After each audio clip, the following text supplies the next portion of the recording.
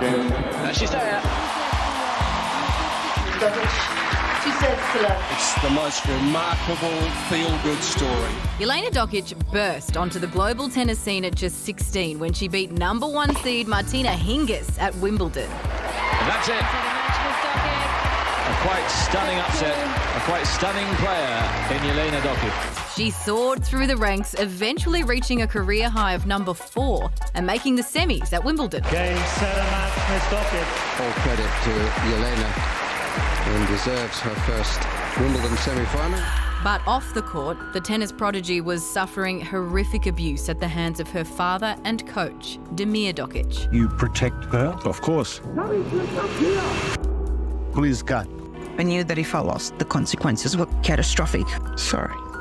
Now in her new documentary, Unbreakable, Jelena details the mental and physical abuse she endured and how she was able to overcome it all. When you look back and see what she did accomplish, wow. That's the way to do it. She's pumped, the crowd's pumped. And Jelena Dokic is here with us now. Welcome. Thank you. Jelena, I mean, I remember that footage as though it was yesterday, watching you, and you achieved so many amazing things. Your performance at such a highly elite level was incredible. And now that we know what was going on, quite astounding. How were you able to do that? Yeah, look, I think that that's really what the story is about, and how do you perform under pressure, but even more so, there is domestic violence and child abuse going on behind closed doors, whether it's in tennis or sport, but even society in general.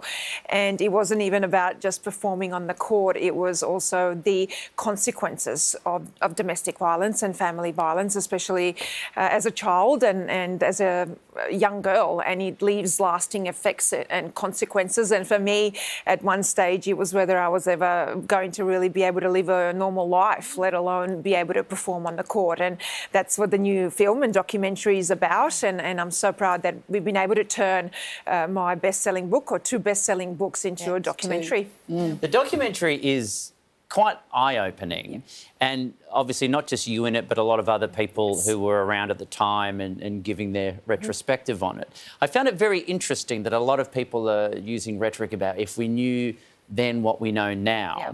How much do you feel that you were potentially let down by those people or those support networks that should have been there when you were much younger? Yeah, because it feels very easy to say it now. It does. I'm very proud of actually a lot of people being in the documentary. I didn't know how it was going to work, and I did a lot of interviewing, more than 100 hours of me actually talking and being interviewed. But that is the smallest part of this documentary, and I actually really love that, because there are journalists, there are former players as well, and their view on it. And it's really interesting to see also a lot of journalists go, there is a lot that we missed and the questions that we should have asked, and this was very concerning behaviour. And I think the strongest part of this documentary is the archive footage, and when you have a look at what was going on. And I love that we've got that. But I come from a very positive place in general in my life, not just when it comes to media, but my story, because I always wanted this to be a story of hope. I wanted to be able to one day stand and go, this is a success story. I'm not a victim. I don't want to be a victim. I want to be a survivor and then a thriver, and for someone to maybe one day go, she did it, I can do it too.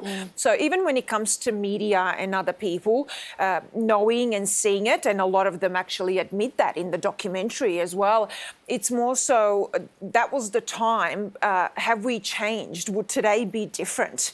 And it's more about asking those questions. And I come from a place of kindness, going, I don't want to blame anyone. I did that with my books. I think that's really important. I don't resent anyone. There's no bitterness at all. It's more about how can we change things and how can I help? But that's you being beautiful. That's you being a lovely person. Thank you. But I think it's important, and I think it's important for victims and survivors of domestic violence as well, for me to be able to maybe help and fight for them. It's important to come from that place, but also my healing journey. I have no resentment at all. I think it's important to be able to tell this story, what happened. But I work with those people today, and I go, yes, people did see it, people knew about it, but we didn't deal with that. We didn't call out bad behaviour, and that's what this is about. Has writing the books and doing the documentary, has it changed the way you view your relationship with your family and your father? And have you seen him or do you speak to him at all? I mean... It has changed it actually, because I have been able to really draw the line in the sand and go, I don't really deserve this, and I don't want to be in these toxic relationships, because I'm someone, again, I come from a kind place, and sometimes that has hurt me, I think, even with my family and my father, because I give a lot of chances.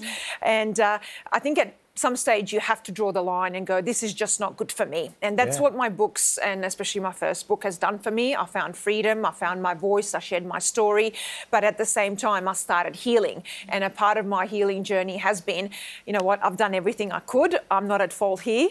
I didn't actually do anything wrong. I was also a child, and I need to leave that behind. But for me to be able to leave my past behind, I need to leave toxic people behind, and that's just how it goes. Jelena, you're extraordinary. Like, you are just...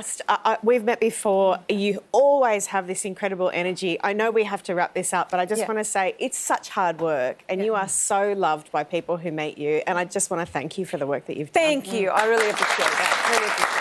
If this story has raised any problems for you, you can get 24-hour counselling and support through 1-800-RESPECT on 1-800-737-732. Unbreakable is in cinemas from November 7.